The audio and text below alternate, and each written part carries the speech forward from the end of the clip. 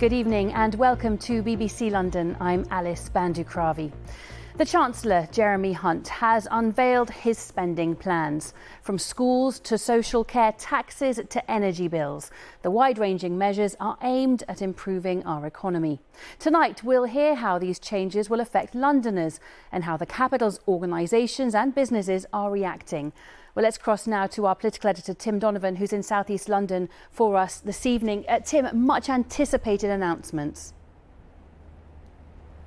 Yeah, and what's clear is that nearly everyone is going to feel this, and it's disposable income that's really going to suffer, what we have to spend. Yes, the government has offered protection for people on benefits, people who claim universal credit. There are nearly 1 million of those. In the capital, there's been a little bit of a rise in the living wage, but overall big increases in taxes and cuts in spending over the next few years. NHS and education, and to an extent social care, has been prioritised and protected with a bit of extra cash over the next couple of years, not other things. In terms of that top rate of tax, 45%, you now pay that at 125,000, not 150,000. Now that will affect a lot of people who earn reasonable sums in the capital, and we know that wealth is concentrated here in the capital. And then councils have also been given the ability, if you like, to raise council tax by up to 5% in future. It's not a freedom they necessarily want, incidentally. We do have to take difficult decisions on public finances. So we're going to grow public spending, but we're going to grow it more slowly than the growth in the economy. For the remaining 2 years of the spending review, we'll protect the increases in departmental budgets we've already set out in cash terms, and then grow resource spending at 1% a year in real terms in the 3 years that follow. Although departments will have to make efficiencies to deal with inflationary pressures in the next 2 years, this decision means overall spending in public services will continue to rise in real terms for the next 5 years.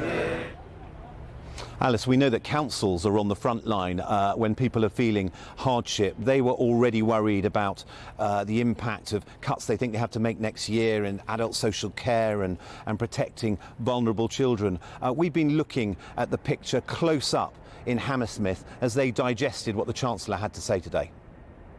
They make their own bread at Greenside Primary School, and at the breakfast club it's as popular as everything else on offer. Some bagels, and I sometimes have them with butter and jam. I can sit with my friends and we can have lots of conversations. Hammersmith and Fulham say they're the only council in the country to make this available to all their primary school pupils.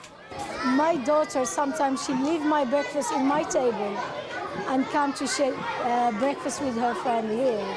It's very hard for everyone, you know. Even the people, they have money, they're still struggling. We want to be able to make sure all of our families can come, take advantage of it when they need to.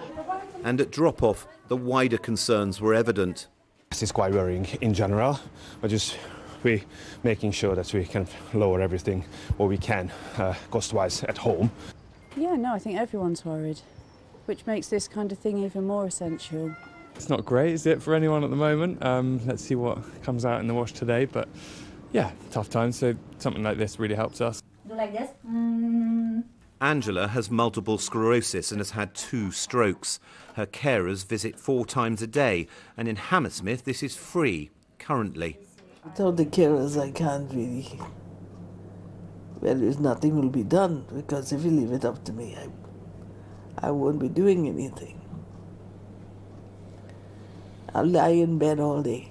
She would hear today that her pension and benefits will go up with inflation, but talk of possible cuts to adult social care are a worry. It's a bit sad. A country like United Kingdom has to come to something like this. Because the United Kingdom will always pay its way. The council's Labour leader watched today, hoping he can maintain these cherished services as they are, but not at this stage knowing how. It's a real push with the budget as it was before he even made that statement. So the fact that we're now looking at 10% cuts to that is going to have to make us look at almost everything that we're doing. Sorry, is the extra power to increase your council tax by more in future a freedom or a burden?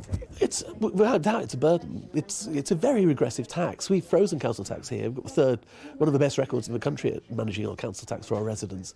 And a time when people are really suffering, worrying about paying their energy bills, worrying about paying their food bills, worrying about getting kids' uniforms, giving them an increase in council tax is not the solution to them, and it's certainly not the solution for the economy either. Like others, Hammersmith will get more details on their budgets next month, but they're feeling it's going to be 2 years now with the same money, yet rising costs. Tim Donovan, BBC London.